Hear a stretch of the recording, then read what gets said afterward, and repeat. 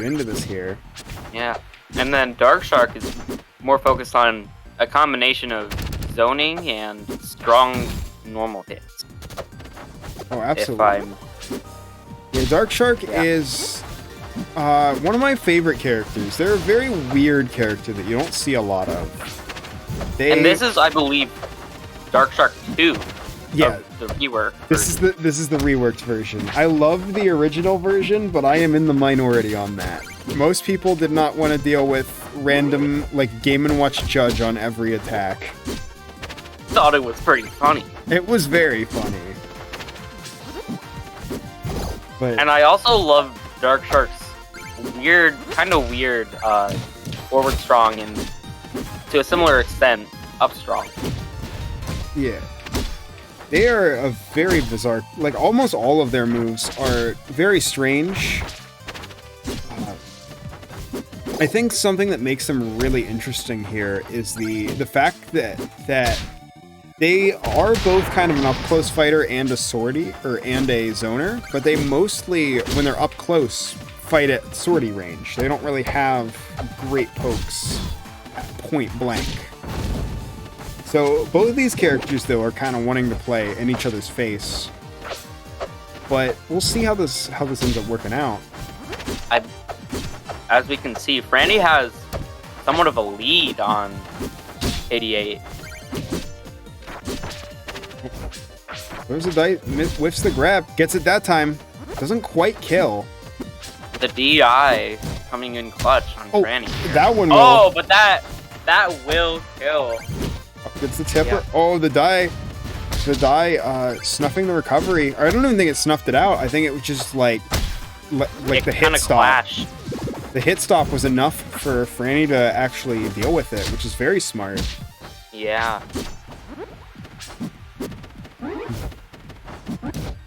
Oh, a bit of that. Being a little forward strong. Yeah, so the thing with forward strong is while you're charging it, you continue to move forward, which is very scary. Yeah, it's incredibly scary to just like have Darc Sharc just zooming at you with an extremely strong attack ready to hit you. But it's also hard to time it well, especially like if you're from across stage and they can parry you. Yeah, they can parry, or they can just jump over you and hit you with whatever you want, because you are committing to it. Yes, it is an extremely committal move. That's the case with a lot of Darc Sharc's kit. Is for a zoner, this character is super commitment heavy. Yeah, and like we said before, they're not even like solely zoning. They're also sort of a sortie, which can't explain where a lot of the commitment comes from. Oh, certainly. Like that's definitely the case with a lot of sorties, especially in Rivals, where you don't have shields. When you have a sword swing, like that move, very strong move, but you have a million years of hit stun. KD8 still hanging in there, just barely. Oh, that forward strong almost takes him out. That DI, sort of. Trying to get a couple good hits in. Oh, but that up air is going to take it. And that up air. Yikes. We have Frany taking the first game here. Something random I really like about Rivals is the Galaxy screen, which, like, it's very reminiscent of the Smash Red Lightning screen that happens, like, if you're about to kill your opponent on last stock. But the thing about Rivals is that, like, unless you tech or hit a wall, you're going to die, which you can't say about the Smash screen. And it also happens on every stock, which I like that a lot more. Yeah, it, like, signifies you're gonna die. Yeah, it's very much that's something I also really like. As we head into Neo Fire Capital, we can talk about that a little bit, which is that all of the hit effects, like the special ones, are actually gameplay. Like, there's obviously the Galaxy, but if you see like those big hit sparks around the character, that means that there is some DI in which they would die. Yeah. This game's visual effects are super well designed. They look really nice. but they also like give you a lot of information on like what's actually happening. Yeah, it's very interesting because you get, I guess like you said, it's just that they're very intuitive as well. And unfortunately, the recovery gimp. Yeah, Chimera has that Incineroar up special that sends you up and right back down at a harsh angle. Yeah, I believe you can cancel the first hit, but I don't remember. I don't play a lot of Chimera.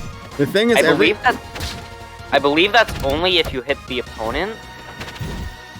Yeah, I'm the worst person to be commentating Chimera because I'm always like, yeah, this character's not great. I personally think they're like mid-tier, and then everyone tells me this is one of the strongest characters in Workshop, and I don't get that. I've never seen a Chimera apparently that's like super strong. Apparently they go crazy in the right hands, and I know Sego's Chimera is pretty good too.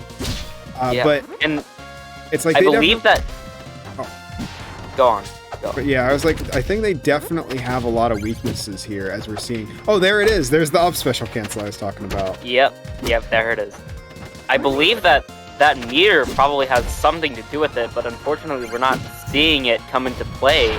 Especially because, like, ooh, that up strong. Ouch. Yeah. That meter, I believe, it only comes into effect if you get it to full, and you can only do that by repeatedly hitting your opponent. So, like, although sometimes you're widely incentivized to combo. Although, I think it's more the opposite, actually, because getting into that also causes you to take damage really, really quickly. So, I think your grabs, I don't know the exact specifics of it. I want to say your grabs are stronger the more meter you have, though. If I recall correctly, then, when you get full meter, all of your moves become a lot stronger, but you also take, like, self-damage. Yeah, and it's a lot of self-damage, but it didn't end up coming into play there. That up air juggle just gonna keep it going. Frany's Darc Sharc kinda keeping KD8's Chimera out of any wins. Yeah.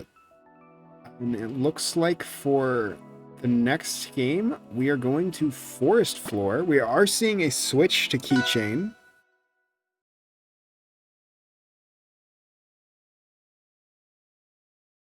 So I think that'll help a lot in this matchup. Having a lot of... Because you definitely win the speed, which you didn't have before, which is going to help quite a bit against a character like Darc Sharc. Parries the die. It's that up air. But yeah, Keqing is or however you pronounce it. I can never remember. I don't know, people just told me to say keychain, so that's what I say. That's fair enough. But yeah, very fast character with a lot of fast hitboxes that kind of come out against Darc Sharc, who's a kind of slow character. Yeah, I mean, Darc Sharc definitely has ways of moving pretty quickly. Like we're seeing Frany keep up, but you know. Oh, we definitely are. Frany is clearly very good at keeping up with fast characters. Yeah. I definitely think that Keqing was very quick, but oh, that's that forward air going to take the kill. Unfortunate. And seeing that Pikachu-esque up special, which a lot of characters have. A lot more than I would expect, at least. Yeah. Something else that's really interesting about Darc Sharc, too, that we're seeing, is that Darc Sharc's projectiles are on a cycle, but they change. You can throw them in all sorts of different ways, but and that up strong going to take it. We'll see. Ouch. Like right now, Darc Sharc has the clover, and now they have the heart. There. A lot of their moves use up the current suit you have, and each one has a different behavior. So like the heart, I believe the neutral special bomb heals your opponent. It heals whoever it hits.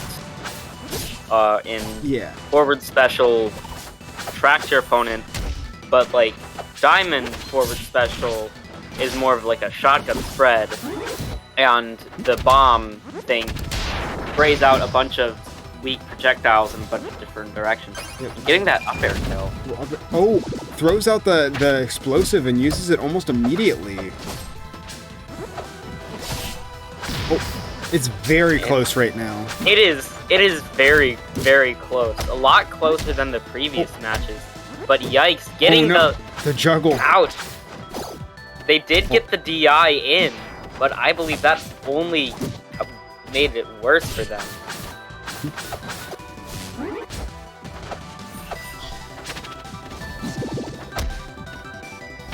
And calling out that teleport. Ouch! Yet again. And that's gonna up there. take it. Very potent.